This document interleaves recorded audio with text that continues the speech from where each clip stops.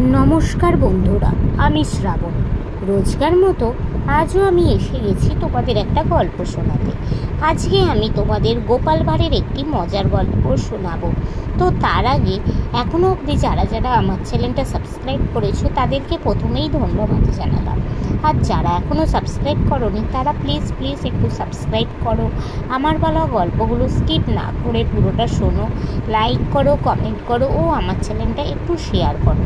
আমি যেহেতু একজন প্রতিবন্ধী, নিজের প্রতিবন্ধকতাকে সরিয়ে নিজের পরিচয় তৈরি করার লক্ষ্যে তোমাদের এই গল্প শোনানোর কাজটা শুরু করেছি। তোমাদের সাহায্য বা সাপোর্ট না পেলে এই কাজে আমি সফল হতে পারবো না।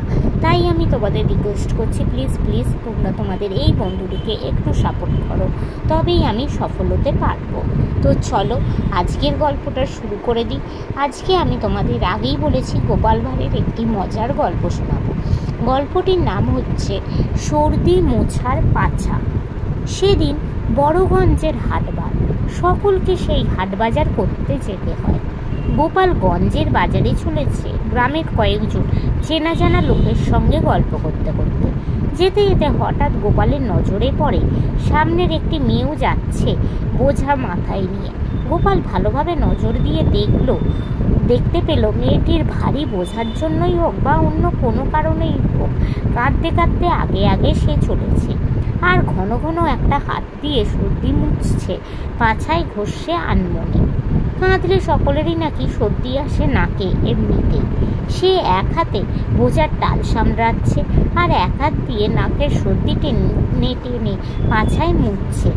আর এই অভ্যাসটা তো অল্প বিস্তর অনেকেরই থাকে, এই আর তাই তেমন নতুন। গোপালের মাথায় তখন একটা দুষ্টু বুদ্ধি খেলে গেল, আর মুখে দেখা গেল একটু বাঁকা হাসি। গোপালের মাথায় তো সবসময় কত রকমেরই বুদ্ধি ফন্দি ফিকির আসে। সে মনে মনে ভাবলে একটু মজা না করলেই নয়। মেয়েটি গরিব হলেও তার চলন চালন আদব কায়দা দেখে ভালো ঘরের মনে হলো। আর মেয়েটির চেহারাও ছেলে মানুষের মতো মিষ্টি। কিলবিল করছিল ফন্দিগুলো গোপালের মাথার ভেতরে। তারই একটাকে সে ছেড়ে দিল মেয়েটির কান্না থামাতে আর তার মুখে হাসি টেনে আনতে, তার মনের ব্যথা ফোলানোর জন্য। চকিতে গোপাল এগিয়ে যায় ফুপিয়ে কান্নার ভান করে, নাকের সর্দি জোরে জোরে ভেতরে টানার শব্দ করতে করতে যেন কতই সর্দি জমে আছে। তারপরে হঠাৎ একদলা সর্দি বের করে মেয়েটির পেছনের কাপড়ে মুছে দিল। মেয়েটি চমকে ওঠে। সে মুখ ঘুরেই মুখ ঝামটা দিয়ে বলে, এ কি করলেন মশাই?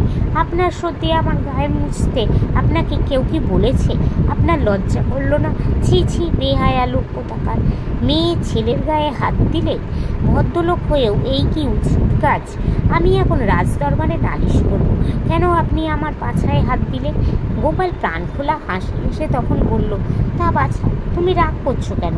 তোমার সর্দি মোছার বহর দেখে আমি ভাবলাম এটা বোধহয় সর্দি মোছারই জায়গা।